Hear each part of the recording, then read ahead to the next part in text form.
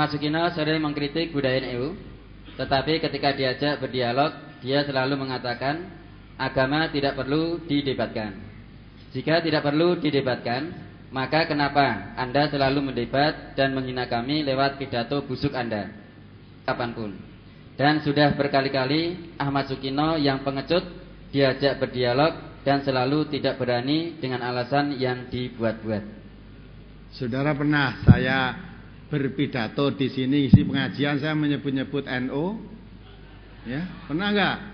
Saya enggak pernah nyebut organisasi apapun. Tadi ini majelis ilmu, ya kan? Saya sering menerangkan agama itu tidak perlu diperdebatkan, tidak perlu diseminarkan, tapi agama perlu dikaji, setelah tahu amalkan. Dan belum itu orang yang ngomong tadi ya bohong. Belum pernah kok ada undangan saya mengajak debat itu enggak. Dia mengajak debat saya enggak mau, itu tidak. Memang andai kata diajak pun saya enggak mau. Nabi kita mengatakan orang yang menghindari berdebat walaupun benar itu akan dibuatkan rumah di tengah-tengah surga. Nah, itu katanya orang Islam kan enggak mengerti hadis itu. Debat kamu lihat sering, perdebatan di TV itu kesudahannya apa?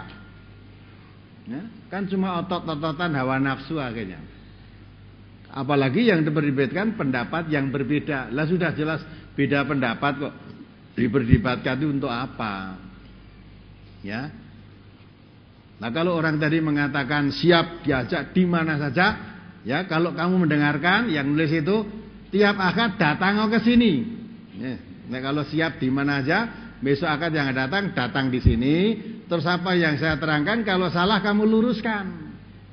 Kamu luruskan, dasarkan dalil-dalil itu kamu luruskan. Saya terima dengan senang hati. Ya. Di sini kan dibuka bebas luas, siapapun boleh tanya, siapapun boleh mengajukan argumentasi. Kalau argumentasimu lebih kuat, lebih bagus, lebih sehat, kita rujuk kepada kebenaran. Ya. Bukan kok kita diajak beribadah, apalagi orang tadi saya siap diajak beribadah di mana saja, kapan saja. Lah sekarang tak undang teko kene esuk Minggu. Hari Ahad yang datang saya undang datang ke sini. Koreksilah apa yang saya sampaikan, nanti ada kekeliruan, kesalahan, tolong dibenarkan, diluruskan. Kalau salah ditegur. Kalau saudara orang Islam, kalau orang Islam tuh kalau melihat saudaranya salah, tawasau bil haq, tawasau bisober, gitu lah. Nah, itu kalau kamu orang Islam. Tapi kalau kamu bukan orang Islam, tidak sudi saya undang kiri, buat apa orang bukan orang Islam diundang bicara masalah agama. Kalau kamu datang sendiri ke sini mau ikut dengarkan pengajian, walaupun kamu bukan orang Islam boleh datang ke sini. Tapi kalau bukan orang Islam saya undang di sini, nanti kan nyalahi aturan, ya toh? Nah, aturan agama ini di negara itu kan orang tidak boleh berdakwah kepada orang yang sudah beragama. Nah, kalau kamu datang sendiri ke sini bukan salah saya. Walaupun yang datang ke sini ya ada orang agama lain ada, tapi bukan kami mengundang, ya.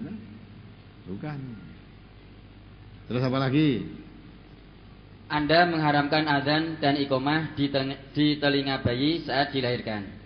Padahal pendapat Anda bertentangan dengan mayoritas ulama Islam. Pertanyaannya, yang benar adalah Ahmad Sukino dan kroni-kroni MTA-nya atau ulama-ulama yang mengatakan sunnah? Jawaban Anda menentukan mana yang sesat, kami atau MTA. Jika Anda mengatakan hadisnya dhaif, maka kami semakin yakin jika Anda kelasnya adalah cah angon yang sok pintar. Jadi orang sombong itu meremehkan, mana cah angon ini ora iso apa-apa, gitu. Padahal Nabi kita Muhammad SAW dulu juga penggembala kambing. Ya toh? Cahangon ini jangan disepelekke. Zaman Khalifah Umar ada orang menggembala kambing. Dipanggil oleh Umar. Hei si penggembala, kambingmu banyak ya. Tolong saya beli satu saja. Cahangon ini. Dia mengatakan, ya saudara, wong ini bukan kambing saya. Saya hanya suruh menggembala, ini kambing majikan saya. Banyak ya? Iya banyak. Tolong saya beli satu. Ya. Nanti kalau majikan merasa kehilangan, katakan saja diterkam serigala. Atau tidak mungkin majikanmu akan tahu apa tiap hari menghitung kambingnya sekian banyak. Cahangon tadi matanya melotot sambil membentak Amirul Mukminin, kan enggak tahu kalau ini Amirul Mukminin. Ya, bentaknya apa? Fa'in Allah. Kamu menyuruh saya, ya, akan kamu beli nanti kalau dihitung majikan katakan diterkan pahala, diterkan serigala. Ya, dia katakan, "Di mana Allah?" Nah, jadi Cahangon ngerti, dihapusi, nanti kalau kambingmu ditanyakan majikanmu katakan diterkan sihala. Akhirnya jawabnya fa'in Allah. Allah di mana? Gitu. Nah itu Umar mencucurkan air mata. Karo Cahangon iki. Cahangon iki wedi karo Gusti Allah. Suruh ngapusi kambingnya nanti dibeli satu. Kalau majikannya tahu katakan diterkam serigala. Maka Cahangon tadi mengatakan, "Lah Allah di mana?" Ya. Walaupun majikan saya tidak tahu, tapi Allah tahu. Ini kualitas Cahangon. Ya. Nah kalau orang tadi kualitas orang sombong, merendahkan Cahangon. Cahangon itu jangan dikira. Ya. Justru orang Cahangon itu pengalamannya banyak dan orang Nabi ya. Nabi atau orang yang menjadi pemimpin semua itu pernah menggembalakan binatang ternaknya. Nabi itu menggembala kambing lama ini. Nah, itu kan? Maka yang benar apakah mereka apa MTA? Jawabnya siapa? Yang benar siapa? Allah dan Rasulnya. Kita tidak melarang orang adzan di telinga bayi kanan atau kiri, silahkan. Hanya kalau kamu tanya ilmu, ini ada hadisnya, tapi hadisnya doif. Orang adzan di orang mati diadzani, hadisnya doif. Lah percaya, kalau kamu malah tidak percaya hadisnya doif, saya yakin kamu belum pernah menemukan, belum pernah baca, mungkin hanya dengar-dengar saja. Ada hadisnya gitu toh. Tapi mari, kalau kamu ingin tahu doifnya di mana, tak tuduhi kitab. Ini loh kitabnya yang menerangkan, bukan dari MTA. Ada kitabnya yang menerangkan bahwa jenis hadis itu hadis doif. Walaupun demikian selalu saya sertakan, walaupun MTA sudah menjelaskan diambilkan hadisnya, pengambilannya dari mana, kalau itu sudah diterangkan doif, masih kamu lakukan, urusanmu, silahkan lakonono. Siapa yang ngarangin bayi lahir Mbok adani, siapa yang melarang, silahkan. Wong mati Mbok adani ya silahkan. Ya. Hanya kalau itu doif hadisnya bisa masuk akal. Wong adani panggilan untuk sholat, bayi baru lahir kok bocah ayo sholat, apa ya iso. Apa meneh wong mati ya dikuburi, wis tinggal dipendem itu. Kotko mati sholat, kotko mati sholat. Jadi mati kok bocah sholat itu gimana? Nah, ternyata hadisnya doif. Nah, titiannya hadis sahih itu mesti tidak bertentangan. Nah, kan ini dengan Al-Quran tidak bertentangan. Nah, namun ya sudah, mau diapa lagi? Orang merasa pinter begitu ngeremeh ke Cahangon. Memang saya dulu penggembala. Saya pernah jadi penggembala kambing, pernah penggembala kerbau. Memang saya orang desa. Kambing saya dulu banyak, punya kerbau. Nah, sapi belum pernah ya. Binatang yang dimiliki oleh orang tua saya dulu kambing dan kerbau. Memang saya biasa menggembala kambing, menggembala kerbau itu biasa. Apalagi jika kami katakan bahwa orang MTA tidak ada yang pintar agama Islam, maka apakah Anda keberatan? Jika keberatan, maka kami ingin bukti dengan berdialog. Jika tidak berani, maka pantaskah Anda menghina kami sementara perilaku Anda adalah pengecut? Yang pernah menghina itu siapa? Sebetulnya orang itu menghina kami orang tentek. Saya belum pernah menghina orang kok. Ya, masa kalau menerangkan agama apa adanya dikira menghina orang? Memang agama itu kalau diterangkan mesti mengenai seseorang. Quran dijelaskan kalau orang itu orang baik, diterangkan ayat-ayat Allah, zadathum imanan, tambah imannya. Tapi kalau memang orang itu hatinya berpenyakit, diterangkan ayat-ayat Quran, zadathum rijsan ila rijsihim. Ya. Tambah kekafirannya di samping kekafiran yang sudah ada. Ya. Fi qulubihim maradun fazadahumullah marada. Kalau hati itu berpenyakit, di tengah ayat Quran tambah sakitnya. Karena tambah sakitnya maka terus mencari-cari bermacam-macam, mau menjelek-jelekan orang yang menerangkan Al-Quran itu, ya tak? Tapi kalau mau hatimu bersih, bening, dirungokke sik. Pernah saya menyebut seseorang, pernah saya menyebut organisasi, pernah saya menyebut, enggak, saya enggak pernah menyebut. Yang saya terangkan hanya Quran dan Sunnah, hadis. Kalau hadisnya ada doif, diterangkan doifnya di sini. Adapun kalau saudara melakukan hadis-hadis yang doif itu, ditunjukkan hadis doifnya tetap nekat, silahkan, kami tidak punya urusan tentang itu. Ya, saya dulu juga melakukan seperti itu, karena setelah saya ketahui hadisnya itu doif, saya tinggalkan. Nah kan gitu kan, maka orang ngaji itu mesti ada perubahan. Nah kalau ngaji kalau tidak sama saja, nah apa gunanya? Saya tidak marah kalau ente tidak ada yang pinter agama. Nek wis pinter agama kabeh wis ora ngaji. Ya. Maka ini dibuka pengajian ini karena warga NTA itu kebanyakan belum pinter agama, maka masih terus nambah terus ngaji terus. Tidak hanya di sini, tiap minggu ngaji, tiap seminggu sekali paling tidak di daerahnya masing-masing ada yang disebut gelombang, ada cabang, itu kajian. Kajian di daerahnya selalu ada, tidak hanya ini aja. Itu masih belum puas, ada lagi kelompok untuk memahami pelajaran yang diajarkan tadi supaya tidak salah paham, maka dibahas dalam kelompok itu. Memang warga India masih belum tahu tentang agama, masih bodoh lah.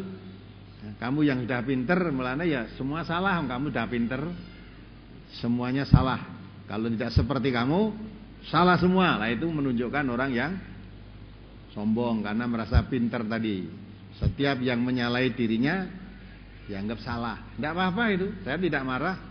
Kalau warga India tidak ada yang pinter agama, tidak, malah ini suatu bukti. Maka kita ngaji itu memang belum pinter. Nah, ngaji biar tambah pinter gitu lah. Lah yang sudah pinter tadi tidak perlu ngaji, cukup nyalah ke sana sini aja. Gitu. Ya, karena tidak pernah ngaji merasa sudah pinter, akhirnya yang tidak cocok itu salah karena tidak cocok dengan dirinya karena merasa pinter tadi.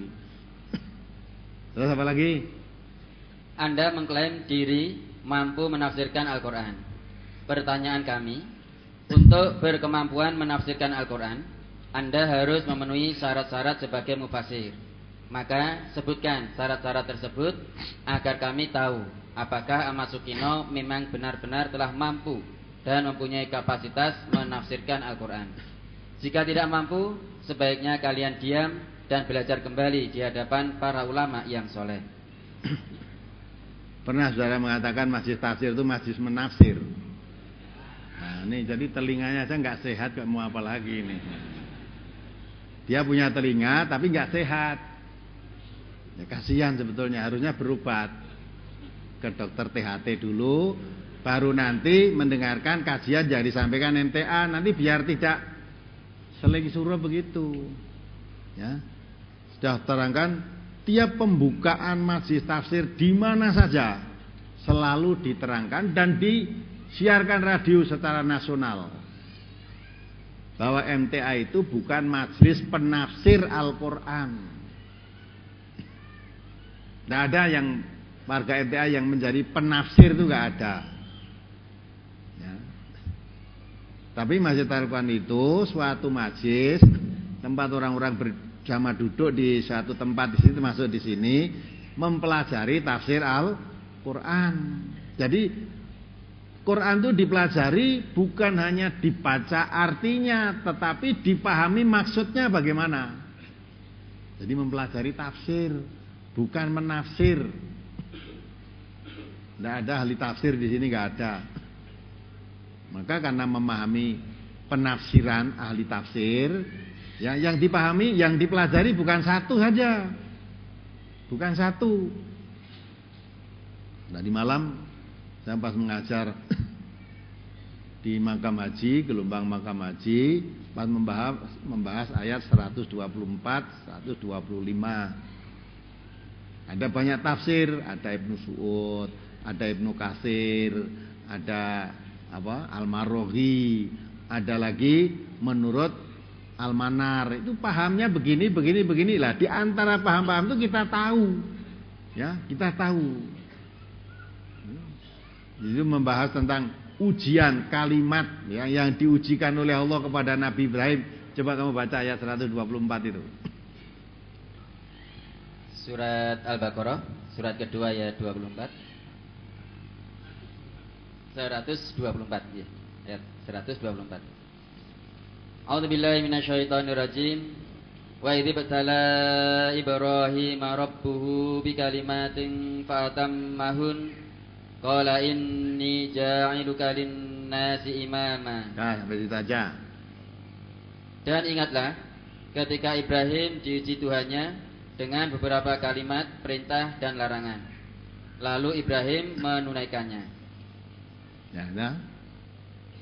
Terus setelah menunaikannya, terus Allah berfirman, sesungguhnya aku akan menjadikanmu imam bagi seluruh manusia. Ya, ada kan? Jadi di situ ada kalimat. Ya, setelah Ibrahim diuji oleh Allah, wa idzibtala Ibrahima rabbuhu bikalimatin. Ya, bikalimatin. Itu banyak ahli tafsir berbeda-beda di dalam menafsiri bikalimatin ini. Yang sebagai ujian kepada Ibrahim, diuji dengan kalimat apa? Nah, di situ ada uraian dari tafsir yang menerangkan yang dimaksud bi kalimatin ini diujikan pada Nabi Ibrahim itu, Nabi Ibrahim diuji untuk berkumur, diuji untuk bersiwak, diuji untuk mencukur bulu ketiak, diuji untuk memotong kumis, diuji untuk mencukur bulu kemaluan. Itu ada ahli tafsir yang menerangkan seperti itu. Ya tak? Dibantah oleh ahli tafsir yang lain, termasuk Al-Manar membantah. Ya. Masa seorang nabi ujiannya cuma seperti itu? Itu anak kecil aja bisa kok suruh berkumur, suruh motong kuku, itu bisa. Dibantah oleh ahli tafsir yang lain, maka ditolak. Karena itu semua tidak berdasar dari hadis. Mestinya dasar yang dipakai, karena itu Quran diterangkan, dasarnya mesti dari orang yang mengerti pemahaman itu, misalnya dari orang yang maksum, maksudnya Rasulullah sallallahu alaihi wasallam. Ternyata tidak ditemukan dasar pengambilannya dari mana. Yang dari Al-Manar menerangkan, karena itu jelas ujian itu perintah dan larangan. Nah, jadi semua yang diperintahkan oleh Allah dan semua yang dilarang Allah itu suatu ujian buat Nabi Ibrahim. Lah Ibrahim lulus dalam ujian itu. Perintah Allah semua dilaksanakan. Ya, misalnya salah satu diantaranya perintah Allah menyembelih anaknya. Dalam Al-Quran itu juga disebutkan ini ujian bagimu. Setelah diuji ternyata lulus, Allah perintahkan jangan kamu sembelih anakmu, tapi gantilah dengan sembelihan yang besar. Berarti kan lulus toh ujian ini. Perintah dan larangan. Dilarang apapun oleh Allah tinggalkan. Dilarang berbuat syirik, ya. Sampai Nabi Ibrahim menyatakan berpisah dengan orang tuanya sendiri, ayahnya, dan berpisah dengan kaumnya. Sampai menyatakan, kami nyatakan kebencian dan permusuhan untuk selama-lamanya dengan orang tuanya nih. Sampai kamu menyembah hanya kepada Allah yang Maha Esa saja. Nah, ini kan? Nah, dari situlah ahli tafsir ini berbeda-beda, bermacam-macam. Maka setelah kita memahami bermacam-macam tafsir tadi, mana yang bisa masuk di akal kita kira-kira yang mana? Nah, itu yang kita terima. Termasuk ujian Nabi Ibrahim suruh nyabut bulu ketiak itu nggak bisa diterima. Ujiannya cuma memotong kuku. Padahal setelah lulus ujian tadi, Allah mengatakan qala inni ja'iluka linnas imaman. Setelah diuji lulus baru diangkat oleh Allah, kamu saya jadikan imam, pemimpin, panutan bagi manusia di dunia ini ya. Jadi panutan, masa ujiannya cuma motong kuku, maka ujian cuma motong kumis, Masa ujiannya cuma ya memotong bulu ketiak ya. Lah itu rasa nabi, anak-anak kecil aja bisa kok. Masa di situ harus diangkat jadi pemimpin. Nah, itu kan. Namun begitulah. Jadi para ahli tafsir pun terjadi banyak perbedaan. Ya. Tapi perbedaan-perbedaan ini bukan baru sekarang. Ya. Nah, maka itu di masjid tafsir ini dari banyak tafsir dipelajari, terus mana yang kita ambil, kita pegang, bukan kita menafsir. Nah, maka kalau orang tadi mengatakan terus nantang, ya, saya untuk menentukan apa ke alat penafsir itu harus punya alat-alat. Ini kami nggak punya alat, mungkin kita bukan penafsir. Kita mempelajari tafsir yang sudah ada. Nah, maka itu saudara-saudara yang bisa menjawab atau menulis jawaban itu, tolong jangan kasihan orang itu, nasihati saja. Ya, kalau saudara-saudara yang bisa main internet itu, tolong itu dijawab, ya, dinasihati. Mudah-mudahan orang yang suka menyebar fitnah terhadap MTA dan terhadap diri saya itu dibuka hatinya oleh Allah untuk mendapat hidayah, ya, untuk mendapat hidayah ke jalan yang lurus. Kalau memang tidak mau mendapat hidayah, mudah-mudahan Allah memberi balasan yang setimpal dengan apa yang mereka lakukan. Udah, pokoknya jangan dungak jelek, dungane apik wae. Satu, supaya mendapat hidayah. Dua, mendapat balasan sesuai dengan yang dia lakukan. Entah nanti Allah akan memberi balasan apa, terserah aja Allah. Nah, itu aja. Kalau semua menjawab, jangan ada yang menjawab dengan komentar marah, jangan, tapi didoakanlah. Karena Allah juga mengatakan wa idza khatabahumul jahiluna qalu salama. Jadi kalau orang jahil menyapa kamu dengan sapaan-sapaan yang tidak baik, yang tidak menyenangkan, apalagi mengandung fitnah, katakan kepada mereka dengan ucapan-ucapan yang menyelamatkan. Qalu salama. Ya, itu sifat hamba Allah yang Maha Rahman. Maka itu jawab saja, didoakan mudah-mudahan yang menyebar fitnah, ya, melalui internet terhadap MTA, terhadap diri saya, dibuka hatinya oleh Allah untuk mendapat hidayah. Ya. Yang kedua, kalau memang dia tidak mau tahu, tidak mau menerima hidayah dari Allah, mudah-mudahan diberi balasan yang setimpal dengan perbuatan yang mereka lakukan. Ya. Jangankan saya, Nabi yang maksum saja, setelah beliau menyebarkan Al-Quran, Nabi itu dituduh orang gila. Gila Nabi. Orang sufaha, orang kurang akal, dianggap memecah belah persaudaraan, dianggap merusak, ya, agama nenek moyangnya, ya, dianggap tidak menghormati leluhurnya. Itu Nabi, ya, Nabi itu. Padahal yang mengangkat dari Nabi, dari Rasul Allah. Itu aja disebut orang-orang yang sakit hatinya seperti itu, orang yang hatinya kotor, disebut Nabi itu disebutkan seperti itu. Tuduh macam-macam, kena sihir, ya, kerasukan setan. Itu masih banyak yang ditulis di situ tadi, tapi nggak perlu saya tanya. Ya, yang ditulis, semua yang ditulis itu tidak ada yang benar, ya, semisal itulah. Ya, ini saya tayangkan di sini biar bapak-bapak, ibu-ibu mengerti. Yang beredar di tengah masyarakat itu seperti itu ternyata.